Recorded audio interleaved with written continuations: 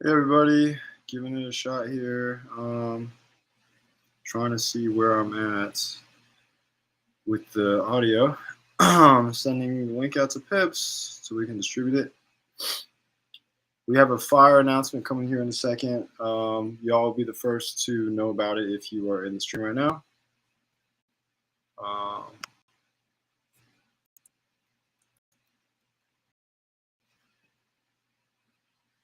okay, and I'm going to brighten this down a little bit.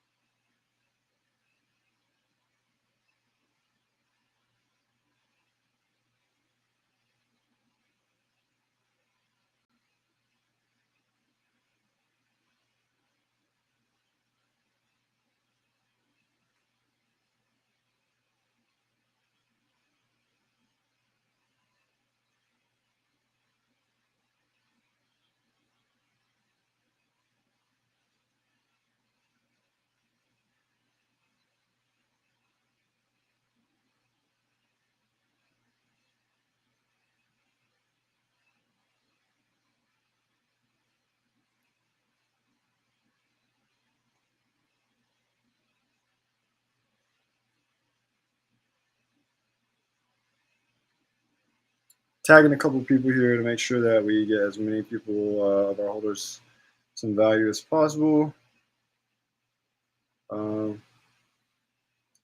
Ginger snaps.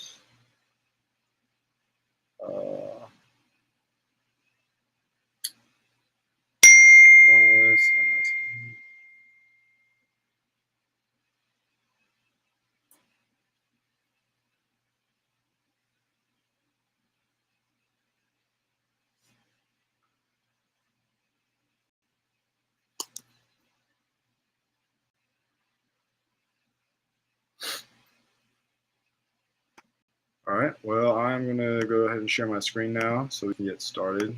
No point keeping it secret anymore. Oh,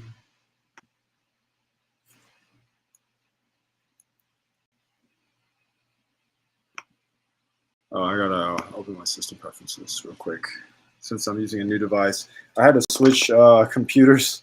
That was what I had to do to fix things. So give me 1 second. 040.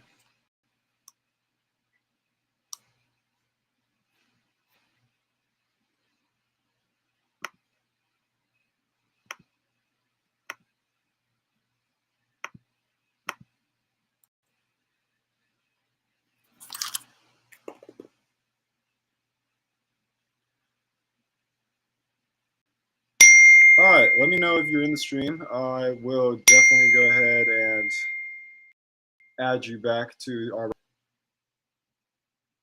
Pips is here. Definitely have to make Pips a mod. Whoops.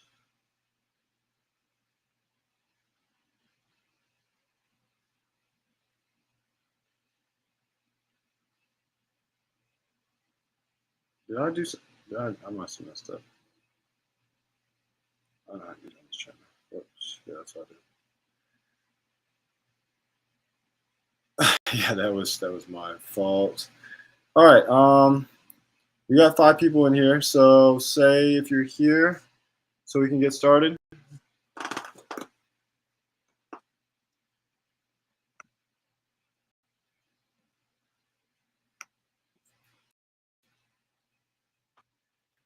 Some people have already have a head start on raffle entries because they were here when I was having a lot of issues. Some people were here at the very beginning. Truman Dan, Jester, Max Q got 5, and then Crypto Daniel and O4D got 3. I think y'all came the second half of the stream.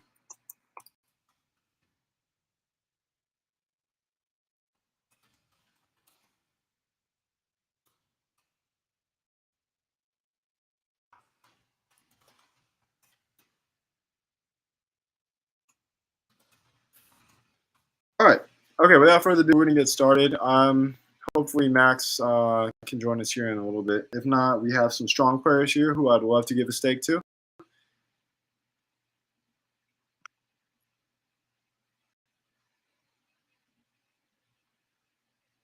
So let's see.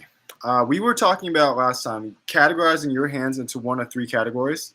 Your hand obviously has a huge range because there's tens of thousands of possible hand combinations by the river, but it helps to just simplify that range into three strata, which is, do you have the effective nuts, do you have a bluff catcher, or do you have air?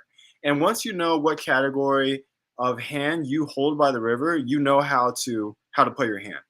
And what we had said right before we did our mini quiz was you actually want to play nuts and your air in a similar fashion. And that's because if you're playing the nuts, you want to get maximum value, right? You want to get as much value as possible. So you're betting in amounts to try to pinpoint as much as if you're gonna get an all-in called while you're holding the nuts, you're gonna go all in. But most of the time it's not gonna be like that. If you go all in a 100 big blind deep stack, you're not gonna get called too often unless it's by an equally strong or even a stronger hand. But most of the time people try to bet three-fourths pot or maybe even a whole pot bet to try to maximize their value. And the person who's going to call a bet doesn't always have a number in their head that's going to be too high or too low. They should, but they don't. And our job as the bettor when we have the nuts is try to capture as much of that value as possible. Try to seep out as much of the value as possible. So if it's only a three-fourths pot bet that our opponent will call and they're not going to call a penny more, then we're going to bet three-fourths pot, right? But if we have air, then we want to bet a little bit more than three-fourths pot. We want to find that same number that our opponent would call, right? If they're going to call a three-fourths pot, we want to find that value and then bet even more. So the bet amount from max value to bluff actually isn't that far apart, which is why you play your bluffs similarly to how you would play your max value hands with your nutted hands, um, which leads us to our first study. So I wanted to prepare us a little bit more. So before we get to our first quiz, I'm going to go through a couple of examples to give us a little bit better, a sounder fundamental understanding of what's going on before we continue. I do want to say that these studies are really complicated. Okay, so we might not get it right away, but that's okay. If we don't get it right away, I've embedded multiple opportunities for us to get raffle entries no matter what, and some of us already have some. So imagine you are on the big blind and under the gun raises 2.5 big blinds. Action folds around and you defend the big blind. We are going to evaluate this situation with two different hands: King 5 suited and Queen of clubs, Jack of spades, right? Because I believe they can be played in a similar way up until the turn. So say we have King 5 of spades, or Queen of clubs, Jack of spades. We're going to alternate the hands that we play in this scenario to just get your mind into a position where you're ranging yourself and you're seeing how you would play a hand differently depending on whether you have a bluff catcher, air, or a very nutted hand. So let's say the flop comes king clubs, 10 of hearts, 10 of clubs, 2 hearts, right? This is the flop. You check to the villain and they continuation bet. With queen, jack, or king 5, it's probably very reasonable to call. You don't want to raise too much because you do have a ton of value on queen jack. So if you raise and then they raise again, you might have to throw away your queen jack, similar to your king 5 of spades. And we also want to keep our opponent's bluffs in, right? They're raising under the gun, so they could be very strong, or they could already be nutted. They might have pocket tens. They could have ace king. They could have pocket kings. There's a lot of strong hands that they could have, but we also want them to stay in with their bluffs. So if they have jacks or queens or something like that, or nines, we want to keep them in because they're going to be drawing really thin. And we want to keep them in if we do have king 5. So either way, it's very reasonable to call with king 5 or queen jack. And then let's say that the turn comes the 9 of hearts. So obviously, if we had queen jack, we now have the nuts. And if we had king 5, we still have our top pair, right? Top pair, weaker kicker, but we still have some value here. I want you to type in the chat. So I'm going to try to give some more participation in this round of raffles. Type in the chat real quick. how would you play king five on the turn versus how do you play with queen jack? Do you check both hands? Do you donk bet one hand? And more importantly, because remember, this is a river training analysis. This is river analysis today. So more importantly, how do you play your hands on the river with king five or queen jack? Right? Are you going to try to represent the nuts? And this is actually kind of a funny question because most people would say, of course, we're going to represent the nuts. Why wouldn't we want to represent a strong hand? Well, it kind of depends, right? If you have queen jack, you might want to underrepresent your hand, and maybe you can trap someone into maybe making a river bet and getting more value.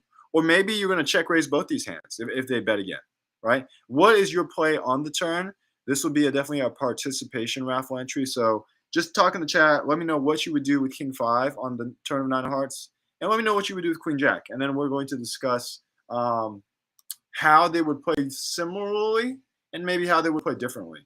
And Max, thank you, Max. Good to hear from you. Glad to see you in the chat. I've already added your 5x entries. I've added Crypto Daniel's 3x entries. O4D, your 3x entries are in too.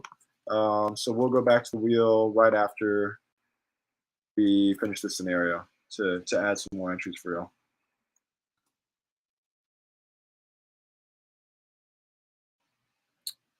So how would you play this queen jack and how would you play king five?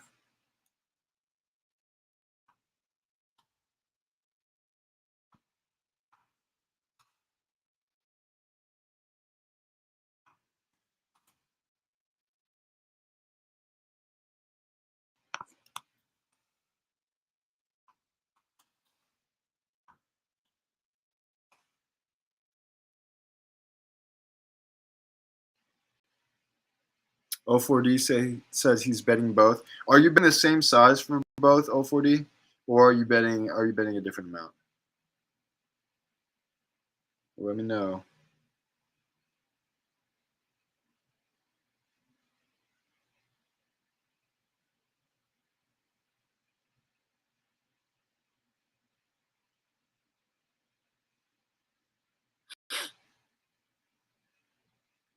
You're gonna bet with the same amount each time. Okay. And you know what? That's not bad. I am a proponent of using similar bet sizes no matter what, because you do want to disguise your hand, right? You don't want your opponent to know when you have the nuts, and you don't want them to know when you're bluffing, right? So it's good to disguise your value there.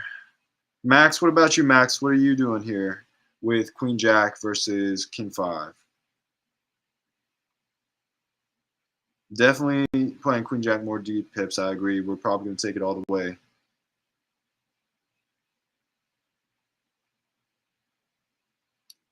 And Daniel, let me know what you have. I'm going to show y'all. So right now I can only share tabs, so it's a little bit slower on the tabs sharing. But let me reshare a tab just so y'all can see your entries. We're over here.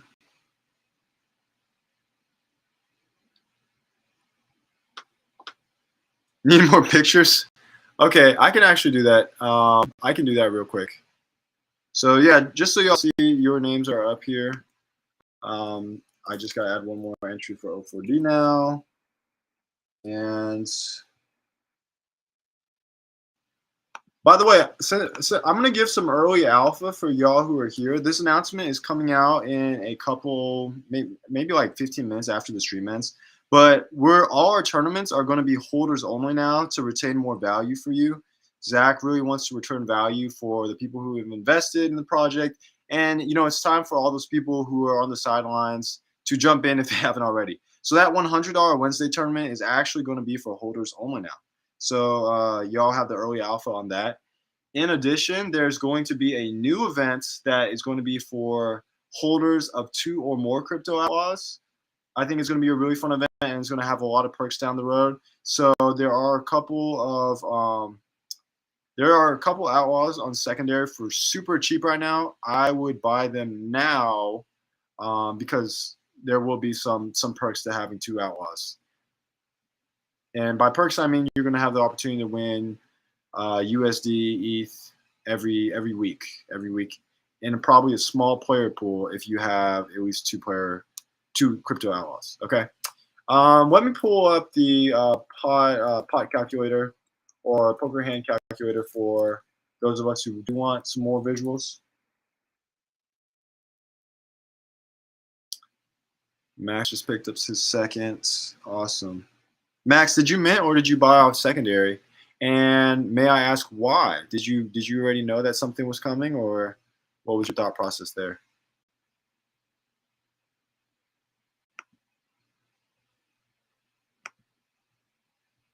I am going to King 5, and then I had the Queen of Clubs, Jack of Spades on a board of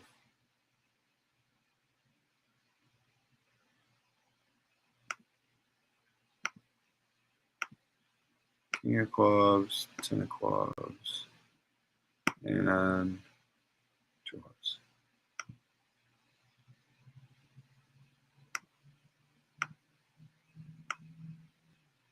Okay, I am now. I'm going to be sharing my visuals with you. O4D. Can I do a whole window? Let's see if I can do a window. Can I share it? Will it let me? Nope. So I'll just have to share the tabs for now, which is kind of annoying, but it's all right. I'll get to it. So let's go to the Hold'em odds calculator, so you can have a visual here.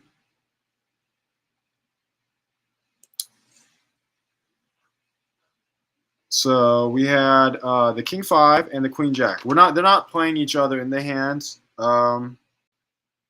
Crypto Daniel, I just posted both hands here so you could see. I wanted you to be able to see both. Max, there's actually going to be some rewards for holders of 3, but that might not be for like, I can't even promise when. There eventually will be exclusive bonuses for those who have 3 crypto outlaws, but yeah, you'll at least be able to benefit from the 2. So Crypto Daniel, if you want to post what you would do with King 5 on the turn here versus Queen Jack, those are the 2 hands I try to have. I'm trying to make it bigger because it's still kind of small. I don't know why my screen share won't allow me to make it any bigger, but hopefully it's visually big enough for you. I actually have another example. I can actually copy paste the King 5 later, but adding O4D, I added an entry there. Max, still looking to hear what you'd have, but I know you're going to tell me. Basically, we want to play Queen Jack in a way that allows us to capture the most value. So we probably leading is fine, check raising is fine. We don't. This is a very draw heavy board, right? You got clubs, you got hearts. You don't want to split equity. So if your opponent has a jack or a queen in their hand, and God forbid they have ace queen or ace jack, they could outdraw you on the river, make a better straight than you. So if you have queen jack, you definitely want to fast play this, get as much value from all the draws that could be out there, or even the made hands like ace king, king 10. That I don't know why under the gun +1 would have king 10, but maybe some suited king 10s, suited king 9s is possible. You want to fast play it. I think what's interesting is what do you do with king 5 here? Because if you flat call with king 5, like if you check call with king 5, then on the river, how do you play your hands? Like remember when we talked about the 3 types of stratospheres we have for our hands? Do we have something that's closer to effective nuts, bluff catcher, or air when we have king 5? I think when the river comes like a blank, we really have a bluff catcher. We don't have too much of anything with king 5. And that really puts us in a bad spot when we think of our ways to win the hand. We no longer can win the hand with bluffing. It would be kind of hard if we just check call to suddenly bet like a pot-sized bet and our opponent to believe that we're nutted. So I think it's very interesting, and you probably want to play Queen Jack and King 5 in a similar manner. You want to play them in a similar manner because if you don't play aggressively with your King 5 on this turn, and you might not have to, like you could continue to just check call and be safe, but a good player, if you're just check calling on King 5, they're going to blast you and really put you to the test by betting like pot on the river, or you're going to let them get there on the river, or you're just bluff catching again. You don't know. You're just hoping that they had an ace jack or ace queen of clubs type of hand, and it's really hard to range your opponent when they're betting aggressively into you. Let me add OG Crypto Daniel. I'm going to add your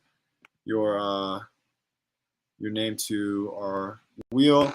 I'm going to just do the wheel at the end, y'all. Usually you can see me do the wheel, but because today I can only share from one tab at a time, you won't be able to see it. That's why I'll just tell you aloud that I'm adding your name again, OG Crypto Daniel, to the wheel, so you know that I didn't miss you. But I won't be able to share from like the wheel the whole time. I'm not able to share my whole entire screen, just tabs. So I'm just going to keep it on the presentation tab, and we're going to continue from here. All right, so now we've talked about a little bit what we've done, what we would do. I added your name to the wheels. We now see what does the book say? What does Modern Poker Theory say about what we should do, right? And we've already talked about wanting to maximize value and having a respectable bluff when we get to the river. It's very hard to bluff representing the nuts when we just check call all the way. There's not a lot of people, especially in NFC poker, who are going to believe that we really have it. But we are getting you ready for these $33 and $22 tournaments, so it is important to know like how to represent good hands. So according to the book, when we are nutted, we want to bet exactly the right amount that our opponent will call, right? And how do you calculate that amount? I would write this down if you want, if you really care about getting the extra raffle entries, because this equation will help you answer some quiz questions in a second for those $33 and $22. How do we calculate the exact amount that our opponent would call if our opponent is behaving in a rational manner? And this is how we would do that essentially. We would have to use B for bet size. Like, what is our bet size? And we calculate our bet size by taking our better's equity. Oh, excuse me. That should say villain's equity. That's villain's equity. We calculate our villain's equity, not our equity, the villain's equity, and we divide that by 1 minus 2 EQ, which EQ is the villain's equity, right? This is not my formula, by the way. This is the formula from the book. And just it's a simplification. It's not perfect, right? But basically what you're doing is, let's say your opponent has a 10% share to win the pot, right? They have a 10%. We're gonna only lose to 10% of the hands in villain's range. So that means we are really dominant. We're only 90% of the hands. They only have 10%. So we take our 10% of the villain's equity and we divide that by 1 minus 2 times 0.1. In this model, we would only have to bet 12.5% a pot to get our villain to fold, because our villain's range is so small. They only own about 10% of the hands that would win on a given board. That means, we have 90% of the hands that would win. They really don't win that often. So it really only takes a small bet to get them to fold. That makes sense, right? What about if they have 40% of hands that would beat us at showdown?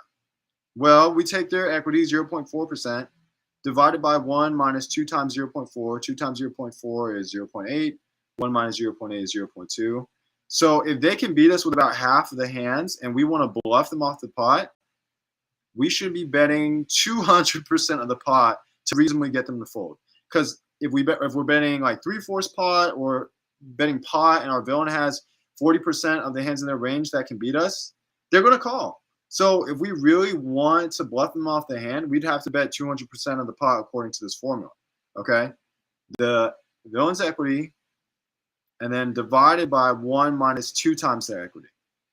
This is according to GTO, which is very surprising to me. Let me see how much time I have. So I want to, let's see, using significant energy, Poker Tracker 4.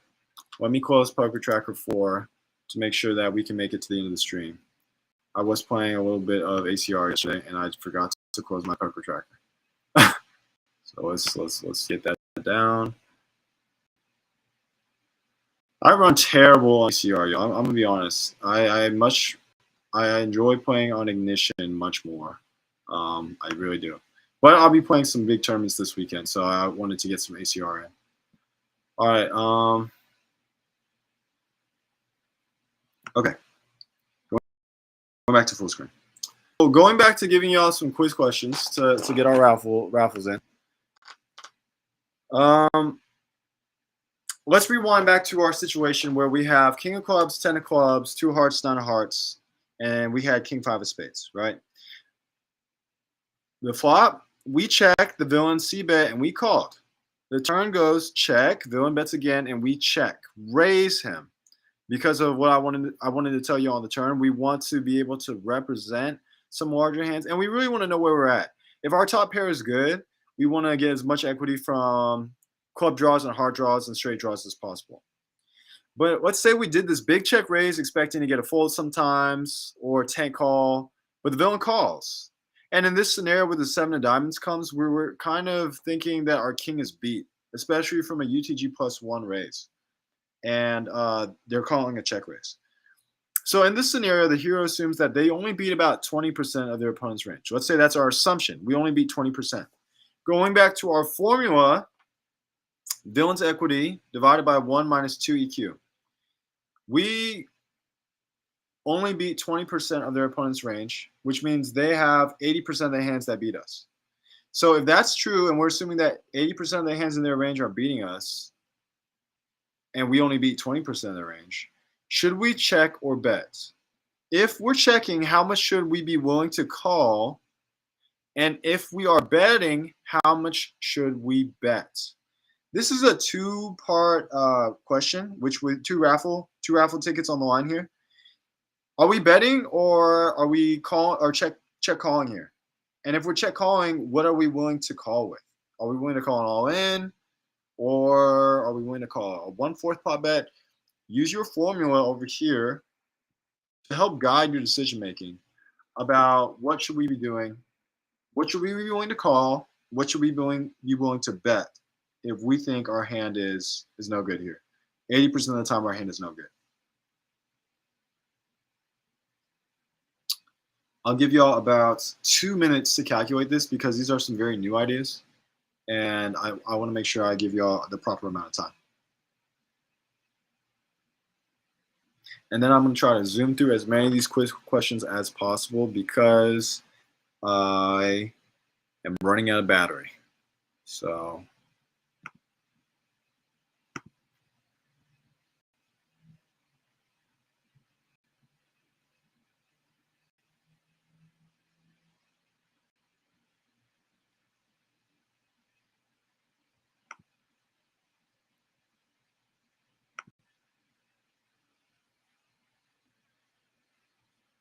what do we have for our answers, y'all? Are we checking or betting here?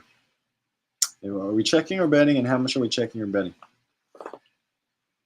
Check call pot 04D. Please tell me how much we would be willing to call because I don't think we're calling an all in here. So be a little bit more specific with how much we'd be willing to call so that I can award you raffle tickets if you are right.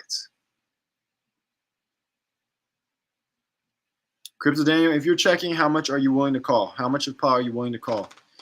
Use your formula from over here to determine how much would we really be willing to call here. And then you're going to actually have to flip it, right? How much equity do we have when we're the villain, right?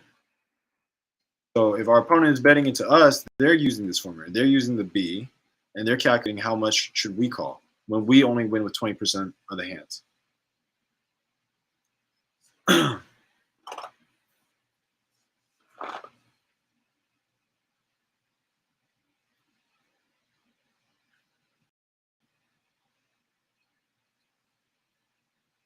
There is a right answer here as well. I do want to say that.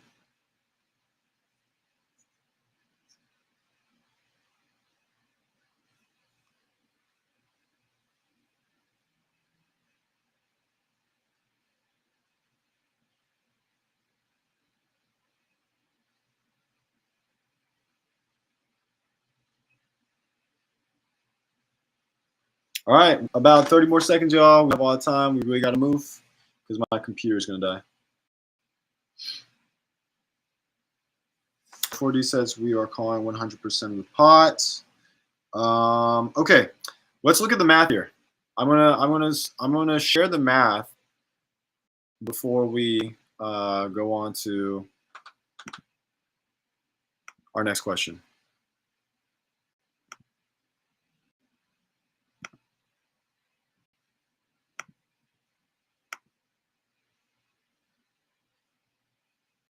Max says check and make no call. So Max says check folding.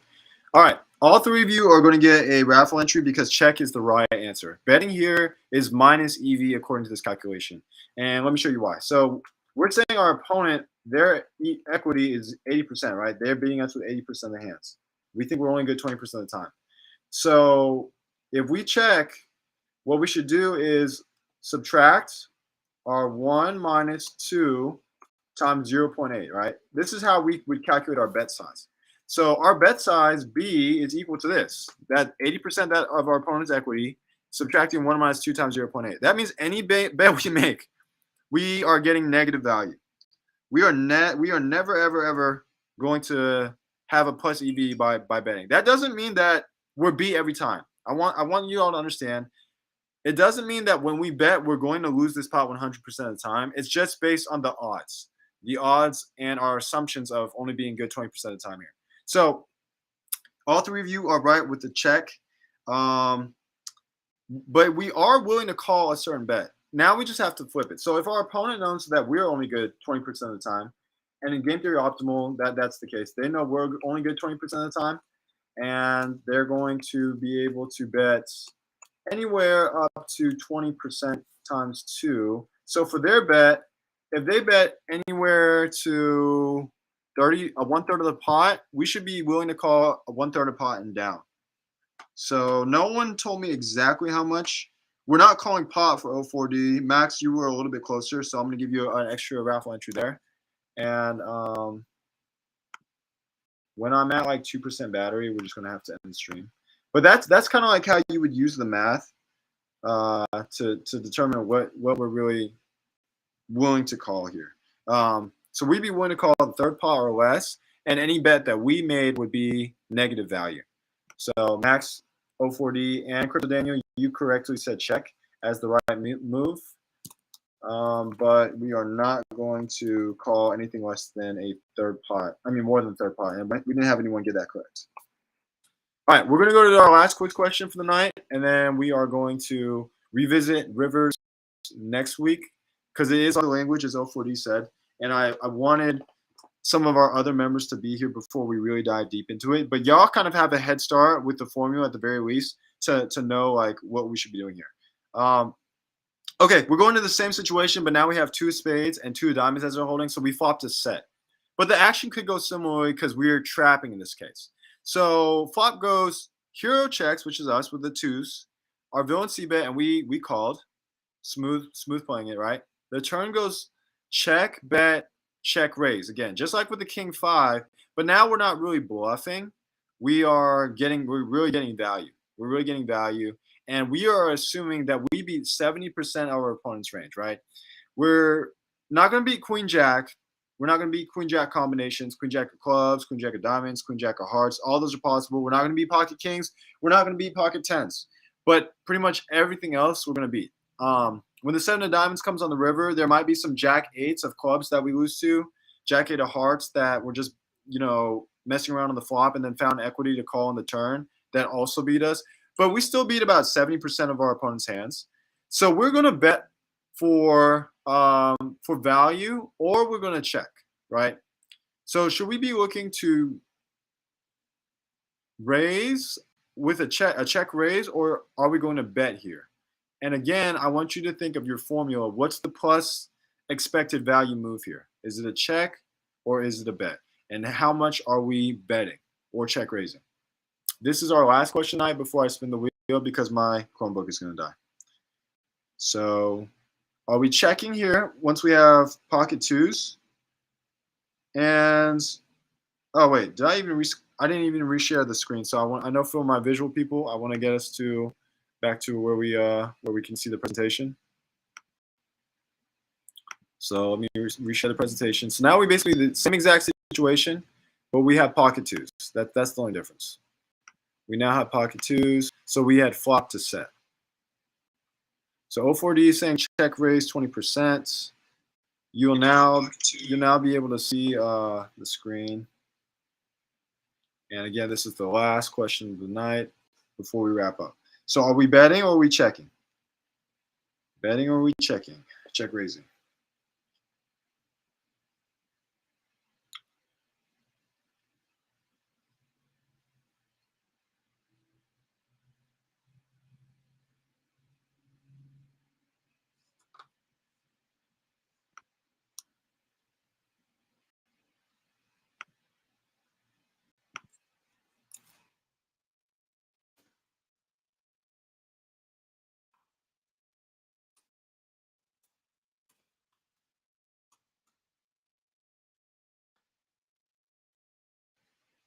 If we're betting, how much are we betting?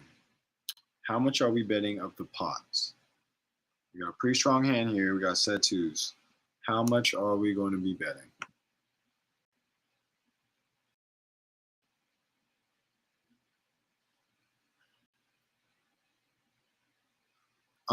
Max, OG Crypto Daniel, please answer soon because I have to end the stream. Everyone who's waiting, make sure you check announcements in the next couple hours for those big announcements.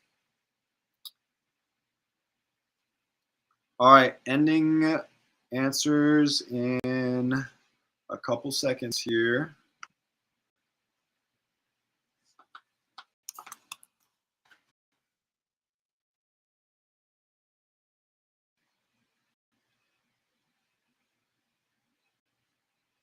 I'm adding Merlin from the Crypto Outlaws chat because he answered a question. He's getting raffle entry for answering one right, and I had to add Biggie Walls. And we are now ready to go with our answer.